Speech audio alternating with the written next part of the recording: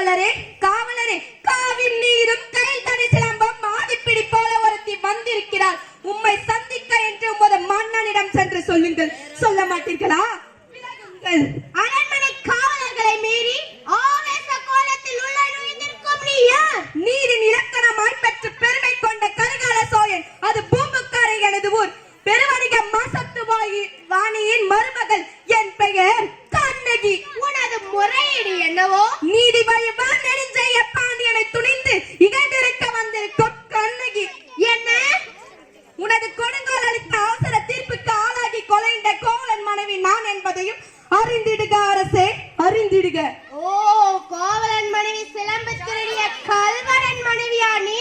போதும், யாகாவராயினும் நாகாக்க மன்னா, நாகாக்க யார் கலவன்? என் கணவனா கல்வன்? இல்லை இல்லை, கையும் களவுமாக பிடிப்பட்டான் உன் கணவன். கல்வனை தமிழகத்தின் நீதி கொல்லாமல் விடாது என்பது உனக்கு தெரியும் அல்லவா? கொற்றவனே, குடனியலில் குஞ்சரம் மூர்ப்பவனே, எண்ணிப்பார். கொலு மண்டபத்தில் விசாரிக்கப்பட வேண்டிய என்னை கோயில் மண்டபத்தோடு முடிவானேன். சிந்தியுங்கள், நன்றாக சிந்தியுங்கள். குற்றம் சாட்டப்பட்டவரின் மறுப்புக்கு மதிப்பு தராமல் கொலைவாளியின் வேலை அவ்வளவு சீக்கிரமாக நடைபெறுவானே. இதற்கு பெயரா நீதி, இதற்கு பெயரா நேர்மை, இதற்கு பெயரா நியாயம், இதற்கு பெயரா அரசன், உமக்கு பெயரா அறம் காக்கும் மன்னன். என்ன? அரசே, அரசே, கண்ணகி உன் கணவன் கையில் இருந்தது அரசி கோப்பெருந்தேவியின் சிலம்பு. கோப்பெருந்தேவியின் சிலம்பில்லை, கோவலன் தேவியாம் என்னுடைய சிலம்பு. நம்ப முடியவில்லை என்னால். உன்னை யார் நம்ப சொல்கிறார்கள்? நீ யார் நம்புவதற்கு? உன் மீது பயக்குறைக்க வந்தவள் நான். குற்றவாளி நீ. நான் குற்றவாளியா? ஆம், நீ குற்றவாளி. இதற்கு தீர்ப்பளிக்கும் உரிமை உன் கையில் இல்லை. இதோ இருக்கிறார்களே பெருந்தன்மை பெரியோர்கள், இவர்களே இப்போது நீதிபதிகள். இவர்கள் உரைக்கட்டும் நல்ல தீர்ப்பு.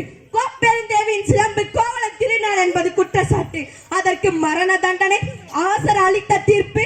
இது மன்னன் பொறுப்பு. இதுவே எனது வழக்கு. சொல்லு சொல்லு. இந்த வழக்குக்கு என்னமா ஆதாரம்? ஆதாரம் இதோ, இந்த சிலம்பு தான் என் மணவாளன் விற்க வந்தான். பாவிகள் அவரை கொஞ்சி குவித்து விட்டார்கள். அப்படி என்றால் அரசி அணிந்திருக்கும் சிலம்பு அதையில் ஒன்று என்னுடையது. அதற்கு ஆதாரம்? மதுரை பாண்டியா, உனது மனைவின் சிலம்பில் உள்ள பரல்கள் முத்துக்களா மாணிக்கங்களா? முத்துக்கள், அதுவும் கோர்க்கை முத்துக்கள். என்னுடைய சிலம்பில் உள்ளவை மாணிக்க பரல்கள். அப்படியா? அதையும் பார்ப்போம். தேவி, இப்படி கொடு. பார்த்தாயா முத்துக்களை? அடுத்த சிலம்பு மாணிக்க பரல்கள்.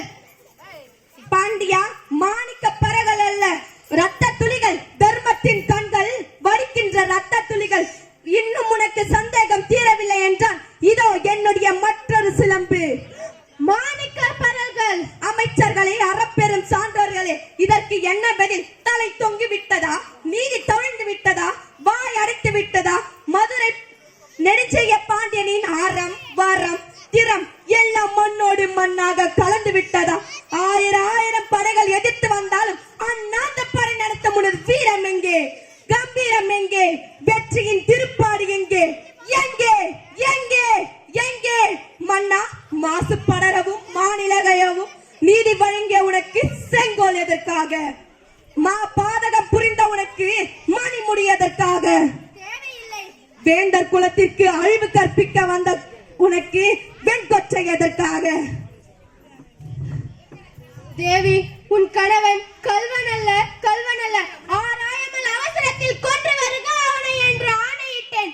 நானே கல்வன், நானே கல்வன். தாயே, என்னை மன்னித்து விடம்மா, என்னை மன்னித்து விடு. அரசே, அரசே, ஐயோ அரசே, நீதி தராதால் அலைந்த செங்கால் உங்கள் உயிரையே கொடுத்து நிமிர்ந்து விட்டீர்கள். அரசே, கொடுத்து நிமிர்ந்து விட்டீர்கள்.